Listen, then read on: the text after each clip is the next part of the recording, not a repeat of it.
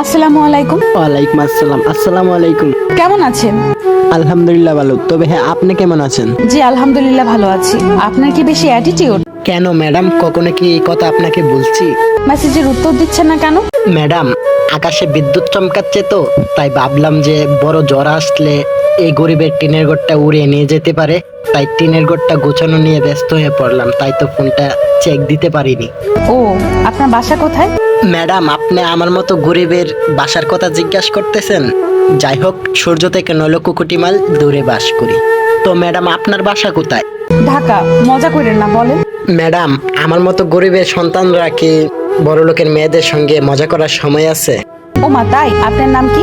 এত বড় লোকের মেয়েদের সঙ্গে পরিচয় দিয়ে কথা কওয়াটা বেবিকে বাধা দেয়। আমরা কি ফ্রেন্ড হতে পারি না? ফ্রেন্ড আপনাদের মতো বড় লোকের মেয়েদেরকেই মানায়, আমাদের মতো গরিবদেরকে নয়। আচ্ছা, ফ্রেন্ড হিসেবে তো বলতেই পারেন। আমার নাম মোহাম্মদ নূর আলম। আপনার নামটা তো অনেক সুন্দর। তো ম্যাডাম, আপনার নামটা জানতে পারি? আমার নাম জান্নাত।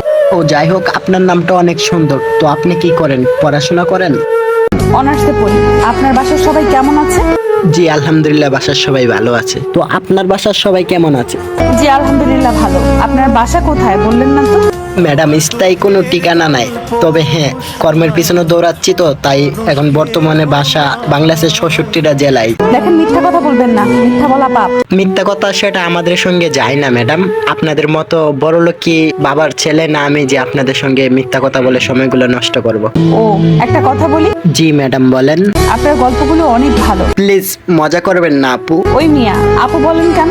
আপনি একজন অপরিচিত মেয়ে আমার ফোনে কল দিলেন, আপনাকে আপু বলবো না তো কি বলবো ম্যাম? ভালো থাকবেন আপু, আমি এখন গেলাম। ওই ওই, জি আপু বলেন। প্লিজ আমাকে আপু বললেন না, প্লিজ প্লিজ প্লিজ। আচ্ছা, আপনাকে আপু না বললে কি আপনি অনেক খুশি?